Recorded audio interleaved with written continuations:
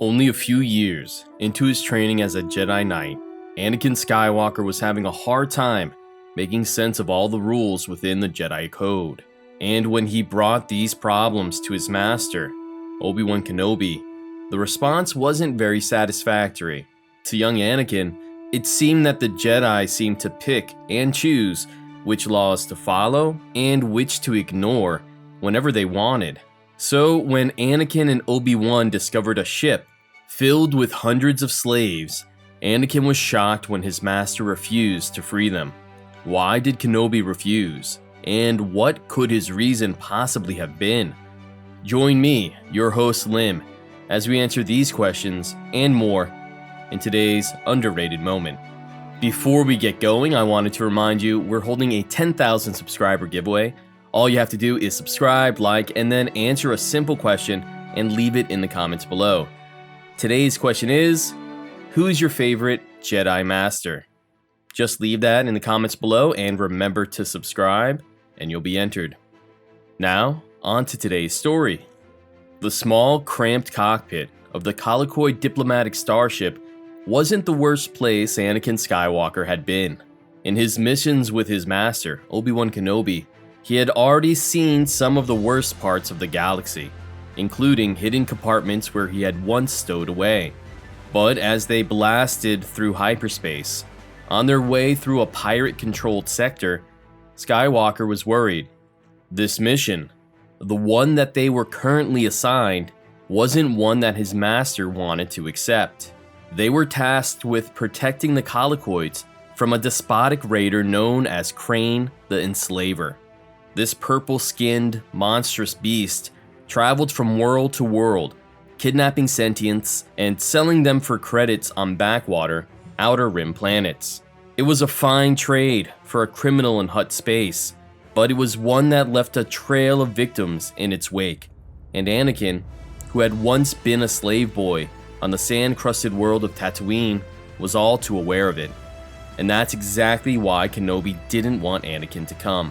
The trauma he had suffered as Watto's slave in the slums of Mos Espa were etched into the boy's mind, and if he were to encounter a slaver now, with his mastery of the Force, Anakin might be pushed towards revenge, which meant he would be pushed towards the dark side. As their diplomatic vessel leapt out of hyperspace, Anakin would finally be put to the test. Waiting on the other side, aboard his Durasteel enforced transport ship, the pirate known as Krayn waited for the Jedi. And the minute the red-painted Republic ship poked its nose out, Krayn started to fire. A barrage of orange and red turbo lasers rained down on the ship. As Anakin and Obi-Wan tried to figure out why they suddenly jumped out of hyperspace and conveniently were positioned right in front of Krayn's ship, the Colicoid pilots on board explained. "The Navi computer's down, sir. Krayn is off to our port. We've taken a hit to the fuel drive." Once Obi-Wan realized their dire situation, he took command. "The only way we'll escape destruction or capture is to infiltrate Krayn's ship and disable his weapon systems. Will you provide us with your transports and a diversion?" the Jedi Master said to the pilot on board. And in almost no time, Kenobi and his apprentice strapped into a small, two-seat planet hopper and jettisoned out into open space, towards Krayn's vessel.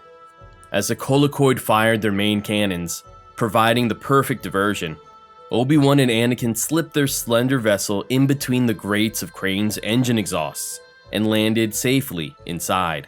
After a brief and brutal battle against a dozen pre-Clone Wars battle droids, the two Jedi made their way to the weapons systems control and made short work of it with their lightsabers. Now, unable to fire their turbo laser cannons, the tide of the battle flipped in favor of the Jedi and the Colicoids. But Obi-Wan didn't want to push his victory any further. Disabling Krayn's vessel and returning to his job to escort the Colicoids was enough for him. But Anakin, already seeking revenge, wasn't quite done. "I can't leave. We aren't finished. We have to destroy Krayn," he said, as the smoldering embers of the downed battle droids filled the room with a gray, acrid smoke. Kenobi tried to reason with his apprentice and explain that their duties lay elsewhere, but it was too late. In a flash, Anakin used the Force to propel himself towards the cockpit and to Krayn. And while Obi-Wan tried to find him, he ran into a massive crowd of slaves. They had been armed with blasters and tasked by Krayn to kill the Jedi on board. But these slaves refused. When the slaves saw that the Jedi were real, they offered to lay down their arms if the Jedi would only do one thing: help them. But Obi-Wan refused. "I'm sorry.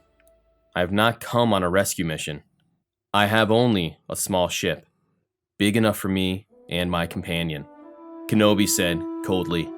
The slaves soon turned away and went back to their quarters. But from a distant corner, Anakin watched the whole scene unfold, and he was disgusted. How could his master, a great Jedi, turn down people in need? After all, it was clearly stated in the Jedi Code that the Jedi were meant to protect those that couldn't protect themselves. And right here, right now, there were hundreds of slaves aboard Krayn's ship that needed help. Every day for a slave is another chance to die. Killing Krayn will free them. How can you abandon them to such misery? Anakin shouted at his master, feeling ashamed and betrayed by just how cold Kenobi had been. But Obi-Wan, for his part, responded like any parent would. His priority was protecting Anakin, and he simply didn't have a ship big enough to ferry the slaves off. And worse, what if something went wrong? What if Krayn were able to get his weapon systems back online, or dispatch a hidden legion of battle droids to stop the Jedi from taking off with the slaves? If they were going to concoct a rescue mission on the fly, then there needed to be a more imminent fear that these slaves would die. Because if only one thing went wrong, then the fate of the slaves might be far worse in an escape attempt than it would have been simply waiting for the Republic to track down Krayn's slave ship. As Kenobi explained this to Anakin, he added a final word of caution: one miscalculation on our part, and Krayn will take his revenge on those he controls, the slaves. It was true. Even if Kenobi and Skywalker managed to liberate the slaves on this ship today, then there's no telling what type of terrible price Krayn's other property would have to pay. With the sound of Krayn's enforcers growing louder and louder, Anakin quietly relented and followed his master back to their ship so they could get back to the Colicoids. But he never agreed.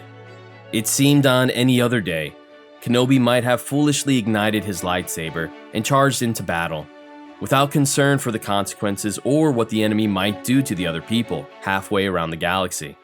This type of hypocrisy seemed to be at the very heart of every Jedi Master's behavior, and it was something that Anakin would never overlook. Thanks so much for checking out another video here on Underrated Moments. I hope you enjoyed this one. I think it's always interesting to see the small moments where Anakin kind of questions the Jedi Order and questions the Masters. I think obviously here Kenobi's onto something. I think if they were to rescue these slaves, then probably something could have gone wrong. You know, the weapon systems were down, but he probably had another few battle droids that he could unleash. And as we'll discover at the end of this mission, Krayn wasn't actually acting alone. The Colicoids, the very people that Anakin and Obi-Wan were escorting, were in on this too, so it was only a matter of time before the Colicoids actually went out in the open and attacked Obi-Wan and Anakin. Alright, I'll see you guys next time.